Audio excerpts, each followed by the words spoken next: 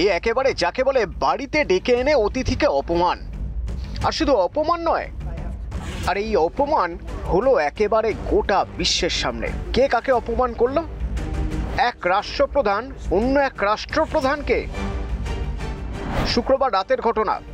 Oval অফিসে সাংবাদিকদের ক্যামেরার সামনে রীতিমতো ঝগড়া হলো মার্কিন প্রেসিডেন্ট ডোনাল্ড ট্রাম্প আর ইউক্রেনের প্রেসিডেন্ট ভ্লাদিমির জেলেনস্কির মধ্যে।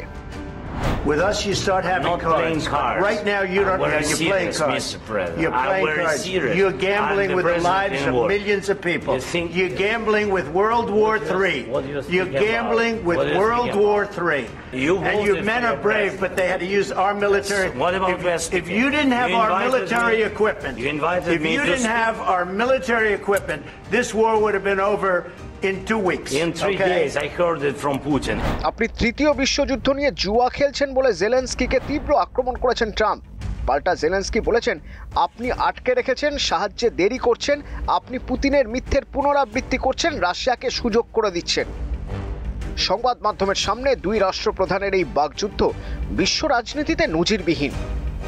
এই বিতণ্ডায় জড়িয়েছেন আমেরিকার ভাইস প্রেসিডেন্ট জেডি ভান্সও।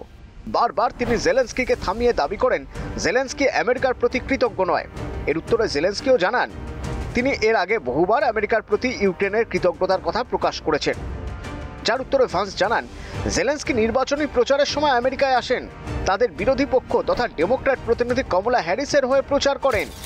সেই প্রচারের সময় রিপাবলিকান প্রার্থী অর্থাৎ বর্তমান প্রেসিডেন্ট ট্রাম্পের বিরুদ্ধে কথা বলেন।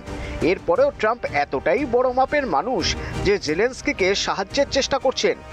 প্রসঙ্গত দ্বিতীয়বার ক্ষমতায় এসেই ট্রাম্পের রাশিয়া প্রধানের সঙ্গে সখ্যতায় ভুরু কুঁচকেছে গোটা বিশ্বের।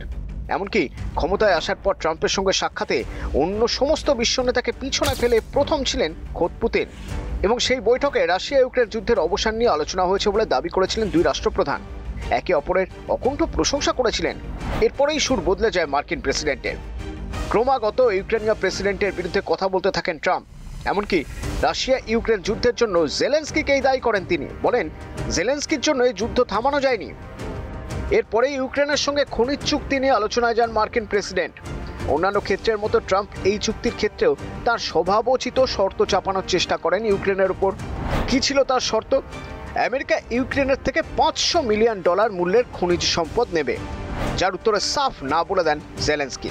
জানান যুদ্ধ চলাকালীন আমেরিকা ইউক্রেনকে যে সাহায্য করেছে তার মূল্য হিসেব করলে দাঁড়ায় $60 মিলিয়ন।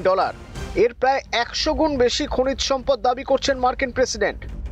শিল্পপতি হিসেবে যথেষ্ট সুখ্যাতি আছে প্রেসিডেন্ট ট্রাম্পের। তার সঙ্গে আছে ডোন্ট কেয়ার নীতি।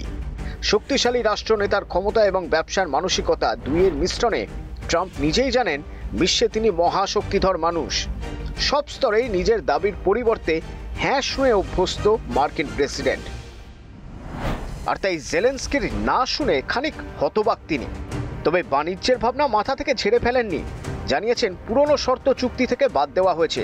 খনিজ চুক্তি দুই দেশের স্বার্থেই হবে। ইউক্রেনের সঙ্গে খনিজ চুক্তি করতে কি তবে এতটাই মরিয়া ট্রাম্প? ভেস্তে যাওয়া আলোচনার পরেও জেলেনস্কির প্রতি নরম সুরের বার্তাই পাঠিয়েছেন ট্রাম্প।